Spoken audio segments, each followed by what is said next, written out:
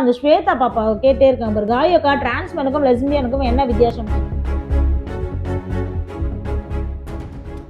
கவி சூப்பரா இப்படியே பேசு, அப்பதான் குட் வியூஸ் போகும் ப்ளீஸ். அனைவருக்கும் வணக்கம். நான் திருநர்கள் நல அமைப்பு உறுப்பினராக இருக்கிறேன், திருநம்பி ஆதிசிவன். இன்னைக்கு பாத்தீங்க அப்படின்னா சமூக ஊடகங்கள்ல யூடியூப் வலைதளங்கள்ல எங்க திருநம்பி சமூகத்தை இழிவுபடுத்தி பேசியிருக்காங்க. அதுக்கு நாங்க கண்டனம் தெரிவிச்சு நாங்க இங்க கலெக்டர் சார்ட்ட மனு கொடுத்துருக்கோம். ஆல்ரெடி அவங்க மேல நாங்க சைபர் கிரைம்ல நேஷனல் சைபர் கிரைம்ல கம்ப்ளைண்ட் கொடுத்துருந்தோம். சிஎஸ்ஆர் காப்பியும் நாங்க வாங்கியிருந்தோம். அந்த காப்பியை காட்டுங்க. அந்த சிஎஸ்ஆர் காப்பியும் வாங்கியிருக்கோம். ஆனா அவங்க எங்களுக்கு எந்த ஒரு தகவலும் கொடுக்கல. அவங்க மேல சரியான ஒரு சட்ட ரீதியான ஒரு ஆக்ஷன் எடுங்க அப்படின்னு சொல்லிட்டு மனு கொடுத்துருக்கோம். அதாவது கவினிலா காயத்ரி அப்படின்ற 2 பொண்ணுங்க தான், அவங்க லெஸ்பியன்ஸ். அவங்களுடைய சப்ஸ்கிரைபர் கேக்குறாங்க லெஸ்பியனுக்கும் டிரான்ஸ்மேனுக்கும் என்ன டிஃப்ரெண்ட்ன்றப்போ ஒரு மாதிரி அவதூறா ஒரு விஷயத்த பேசியிருக்காங்க. நாங்க அதுக்கு தவறான விஷயம் அப்படின்ட்டு அந்த லைவை பார்த்துட்டு இருக்கேன். நான் சொல்றேன், இந்த சமூகத்துல ஒரு திருநம்பி வெளியே வரணும்னா எவ்வளவு கஷ்டப்படுறாங்க, நீங்க ஈஸியா சொல்றீங்க. அதாவது என்ன சொன்னாங்கன்னா, தாடி மீசை வச்சிருந்தா திருநம்பி, தாடி மீசை இல்லைன்னா லெஸ்பியனு, மற்றபடி உடல் உறுப்பு எல்லாமே ஒண்ணு அப்படின்ற மாதிரி பேசியிருந்தாங்க. அதெல்லாம் தவறான ஒரு விஷயமா இருந்தது எங்களுக்கு. ஏன்னா நாங்க இன்னைக்கு ஒரு பாலிட ரீதியா நாங்க வெளியே வந்திருக்கோம். அவங்க அவங்க அவங்க செக்ஷுவல் ரீதியா வெளியே காட்டியிருக்காங்க. அதாவது ஒரு ஓரின சேர்க்கை பெண்கள் அவங்க வேற நாங்க வேற இல்லையா. ஆனா எங்க பாலினத்தை அவதூறா பேசினாங்க. அதை நான் கேட்டதுக்கு அவங்க எங்களை ஒரு மாதிரி அதுலயுமே கொஞ்சம் அசிங்கமா பேசியிருப்பாங்க. அதுல நான் கேட்டேன், எவ்வளவு தவறா இருக்கு, இதை பேசுறது தப்பு அப்படின்னு சொல்ற போது அது எப்படி சொல்லணும்னே தெரியல. அந்த வார்த்தைங்களெல்லாம் அவ்வளவுதான் பேசியிருக்காங்க. அந்த வீடியோலாம் நான் உங்க எல்லாருக்கும் கொடுக்குறேன், நீங்க அந்த வீடியோலாம் பாருங்க. மக்கள் கிட்ட எங்க மேல போட்டிருக்க ஒரு அவதூறை அவங்க சரின்ற மாதிரிதான் இன்னமும் யூடியூப்ல பேசிட்டு இருக்காங்க.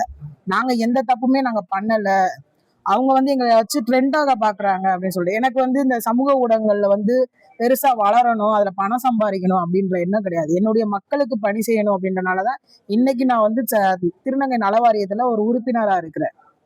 ஆனா அவங்க இன்ன வரைக்கும் அந்த வீடியோ டெலீட்டும் பண்ணல. மன்னிப்பு கேட்கிறேன்னு சொல்லிட்டு திருநர் சமூகத்தை நான் தவறா பேசியிருந்தா மன்னிச்சுக்கோங்கன்னு சொல்லி ஒரு மன்னிப்பு கூட இன்ன வரைக்கும் கேட்க கிடையாது. இன்னுமே போன் கால்ல நிறைய மிரட்டல்கள் வருது எங்களுக்கு. இன்னைக்கு அவங்க சமூக ஊடகங்கள்ல அவதூறு அவங்க பரப்பிட்டு என் மேல இப்ப 2 நாளைக்கு முன்னாடி கேஸ் போட்டிருக்காங்க சென்னையில, நான் அவதூறு பரப்பியிருக்கேன் அப்படின்ட்டு. இன்னொரு விஷயம் என்னன்னு பாத்தீங்கன்னா, திருநர் சட்ட மசோதாவை பத்தி பேசியிருக்கிறாங்க. அந்த திருநர் சட்ட மசோதா என்னன்னாக்கா, நாங்க இந்த 4 ஸ்டார் ஜட்ஜ்மெண்ட் இந்த மக்களுக்கு எல்லாருக்குமே தெரியும். சுப்ரீம் கோர்ட்ல ஒரு ஜட்ஜ்மெண்ட் விட்டாங்க 2024ல.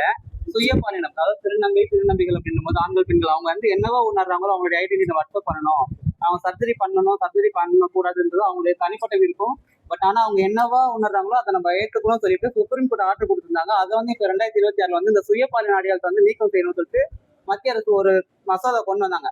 அதுக்குதான் நாங்க எதிர்த்து குரல் கொடுத்தோம். அதாவது சுயபாலினன்றது நாங்க எங்களுடைய ஜெண்டர் நாங்க தேர்ந்தெடுத்துக்கிறோம் அப்படின்றத இவங்க தவற என்ன சொல்லியிருக்கிறாங்கன்னா, இந்த அரசு ஹாஸ்பிட்டல் நாங்க திருநபிகள்லாம் அவுத்துட்டு அமனமா நிக்கிற மாதிரியும், இவங்க டாக்டர் பார்த்துதான் இவங்களுக்கு இந்த சர்டிபிகேட் தர மாதிரியும் மென்ஷன் பண்ணி பேசியிருக்கிறாங்க.